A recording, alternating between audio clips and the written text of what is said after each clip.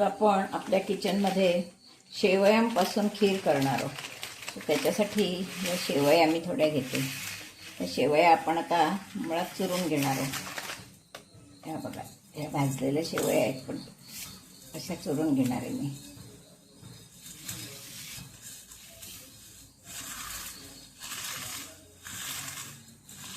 आणि आपण त्याची खीर करणार आहोत. पातेली गरम होत ठेवले. या शेवया घेतल्या चुरून.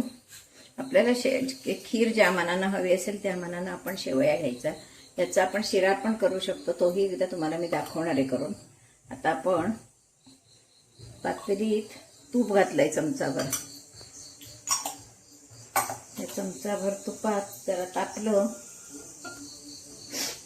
कारण हे भाजलेले आहेत त्याच्यामुळे जास्त भाजायला नकोय, फक्त परतायचे आहेत आपल्याला शेवया. त्याच्यामुळे मी ह्या सुका मावा आधी टाकणार आहे. त्याच्यात आपण वास म्हणजे आपल्याला हवा असेल तर, नाही तर अगदी प्लेन खीर केली तरी काही बिघडत नाही. आता मी आपलं घालून दाखवते तुम्हाला. छान असं आपण परतून घेऊया.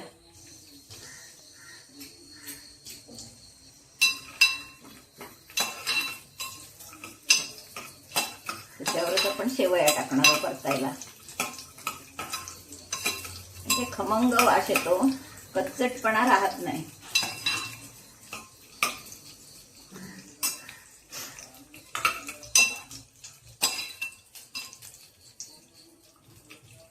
आता सुका मेवा चांगला परतून झालाय, त्यावर आपण शेवया घालणार. ते शेवया सुद्धा आपण मिनिटभर परतून घेणार आहोत.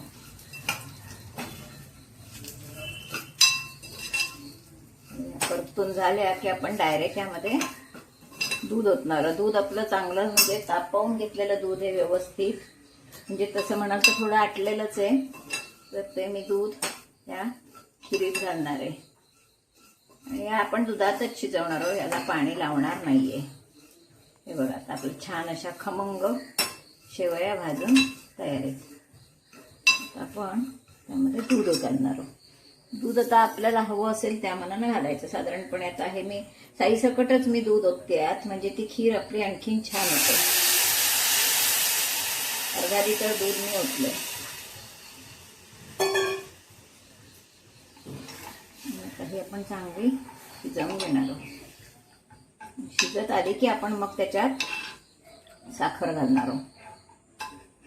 सुंदर खीर होते.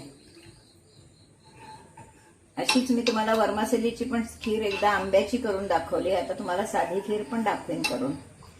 आता श्रावण महिन्यात आपण हे सगळे प्रकार करणार आहोत, वेगवेगळ्या प्रकारच्या खिरी वगैरे. आता आपण हे छानपैकी शिजवून घेऊया.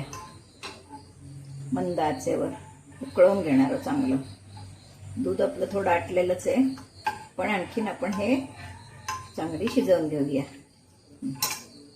छानपैकी उकळलेली आहे. हे बघा, सुंदर अशी. अजून ती घट्ट घट्ट होत जाईल. जसं आपण आटवू तशी ती घट्ट होत जाईल. आता मी याच्यात साखर घालणार आहे. साखर ही ज्या त्याच्या आवडीप्रमाणे घालावी. आमच्याकडे व्यवस्थित गोड लागतो, त्याच्यामुळे मी 5-6 चमचे साखर घालणार आहे. अशी आता ही आपली खीर छानपैकी आटवून घ्यायची. जरा वेळानं आपण ह्याच्यावर केशर काडी घातली तरी पण चालते. आता मी थोड्या 2 केशर काड्या घालून टाकते. आता हे केशर मी घालणार आहे खिरीत, म्हणजे आपली खीर जोपर्यंत आटते तोपर्यंत त्याला रंग पण छान येईल. वरून मग वाटली तर वेलचीची पावडर घालायची. आता खरं म्हटलं तर केशर घातल्यावर वेलची पावडरची जरूर नाही, पण तरीसुद्धा आपल्याला गोड पदार्थ म्हटल्यावरती सवय असते. हे बघा, सुंदर अशी आपली खीर तयार आहे. केशर थोडं गरम करून घेतलं ना तरी पण चालतं, पळीत वगैरे, म्हणजे मग ते चांगलं चुरलं जातं आणि रंग चांगला येतो. खीर तयार आहे. आता जरा चांगली ती आटून दे. खिरीमध्ये वेलची पावडर घालणार आहोत. मी गॅस घालवून टाकलाय. शक्यतो गॅस घालवल्यावर वेलची घालायची, म्हणजे वास त्याचा चांगला राहतो. हे बघा, सुंदर आपली खीर खाण्यासाठी तयार आहे. बघा, आटलेली अशी चांगली झकासपैकी अशी आपली खीर तयार आहे. अशी आपली ही सुंदर बारीक शेवयांची खीर खाण्यासाठी तयार आहे. याला कलर बघा किती सुंदर आलाय. तो आपण केशर घातलंय त्याच्यामुळे केशरी कलर सुंदर आलेला आहे आणि वेलची पावडर पण, त्याच्यामुळे एकदम अशी मस्त म्हणजे शाही खीर आपली तयार आहे. ही खीर मी कशी केली, शेवया कशा भाजून घेतल्या, ड्रायफ्रूट अजूनही आपण हवे असते तर घालू शकतो, काही नको असेल तर नाही घातलं तरी चालतं. अशी आपली ही खीर खाण्यासाठी तयार आहे. नक्की सर्वांनी बघा. आता या श्रावण महिन्यात आता सारखे सणवार सुरूच असतात, रोज काही ना काही असतं. त्या नक्की करून बघा आणि कशी वाटली ते मला कमेंट बॉक्समध्ये सांगा. धन्यवाद.